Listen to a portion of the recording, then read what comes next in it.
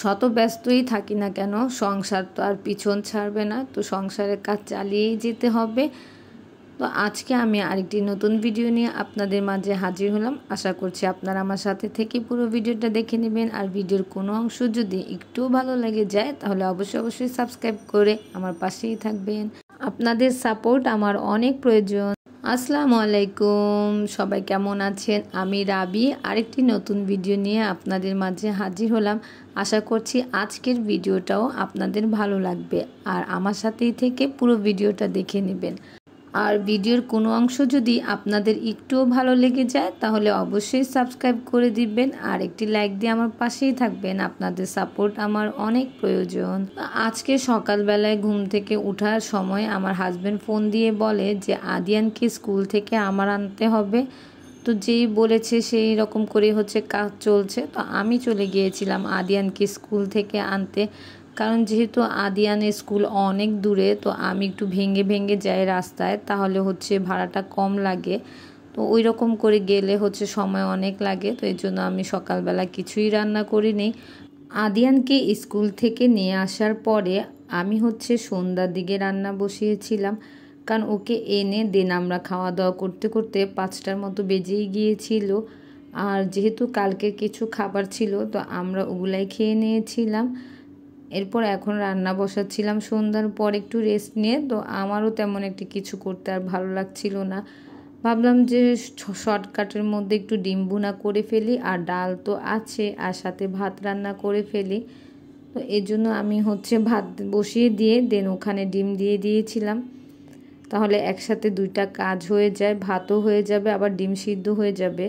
এর জন্য আমি আগে ডিমটাকে ভালো মতো ধুয়ে নিয়েছিলাম, যাতে ডিমের মধ্যে কোনো জীবাণু না থাকে, ওরকম করেই ধুয়েছি। এখন আমি পেঁয়াজ দিয়ে দিচ্ছিলাম ডিম ভুনার জন্য। আসলে ডিম ভুনা আমার মনে হয় না যে এমন কেউ নাই যে করতে পারে না। তো ডিম ভুনা সবাই করতে পারে। তো আমি আসলে রেসিপিটা দেখানোর জন্য না, আপনাদের সাথে গল্প করছি আর ভাবলাম রান্নাটাও দেখাই। যেহেতু আমি আদিয়ানকে রোজ স্কুলে আনতে যাই না, তো দেখা যায় যে একটা গ্যাপ পড়ে গেলে না, মানে অনেক দিন পর যেতে আর ভালো লাগে না। যেমন হয়তোবা যখন গাড়ি ব্যস্ত থাকে তখনই আমার যেতে হয়, এটা মাসে 2-3 বার হয়। তো এবার তো গ্যাপ অনেক পড়ে গিয়েছিল, কারণ আদিয়ানের তো জুন জুলাই এই 2 মাস তো স্কুল বন্ধই থাকে, ওদের ইংলিশ মিডিয়াম। তো এই কারণে দেখা গেছে যে আগস্ট থেকে ক্লাস শুরু হয়েছে, আর জুন জুলাই তো আমাকে আনতেই যেতে হয় নাই, কারণ তো বন্ধই ছিল। আগস্টেরও আজকে 20 তারিখ চলে আসছে, তো এই আজকেই আমার প্রথম যেতে হলো। তো এর জন্যই আসলে অনেক একটু খারাপ লাগে যে হুট করে একদিন যাওয়া। আর যেহেতু আদিয়ানের স্কুলটা 100 ফিট, তো 100 ফিটে যারা চিনেন তারা তো জানেন খিলগাঁও থেকে 100 ফিট যেতে অনেক সময়ের ব্যাপার।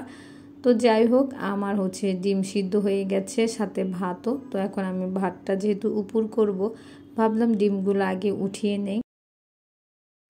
আনাইজাও ডিম খুব পছন্দ করে, তো ভাবলাম যেহেতু দুপুরবেলা মুরগি খেয়েছে, গতকালকে কিছু মুরগি ছিল, তো এখন ডিমটা খাবে রাতে, তাহলে ডিমটাও খাওয়া হয়ে যাবে।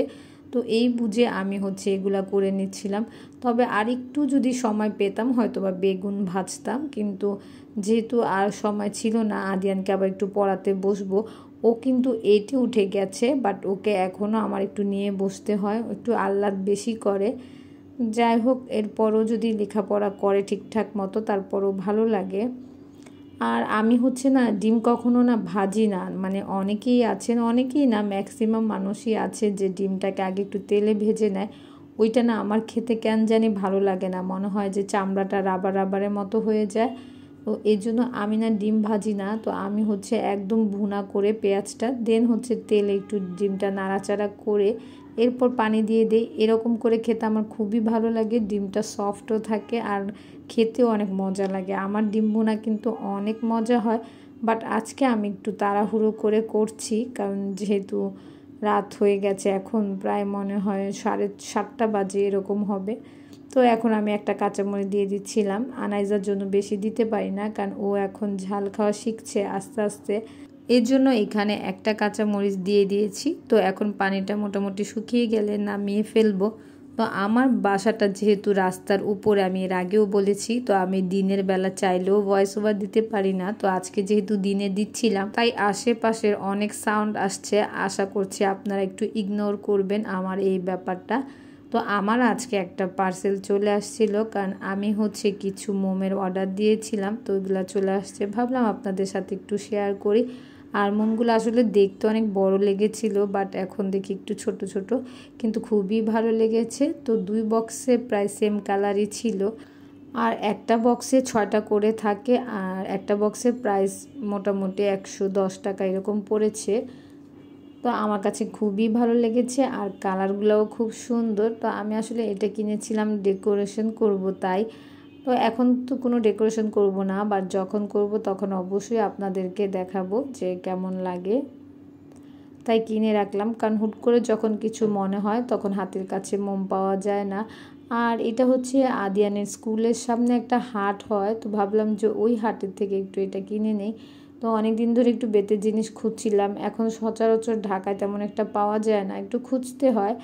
তো আমি এই ঝুড়িটা কিনে নিয়েছি। এটা আমার খুব ভালো লেগেছে, কারণ আমি কয়েকদিন ধরেই চিন্তা করছিলাম যে কলা এসব জিনিস রাখার জন্য একটা কিছু দরকার, বাট কি কিনবো। তো আপাতত মনে হলো এই ঝুড়িটাই কিনি, কারণ যেহেতু এটাও একটা খুবই সুন্দর লেগেছে আমার কাছে।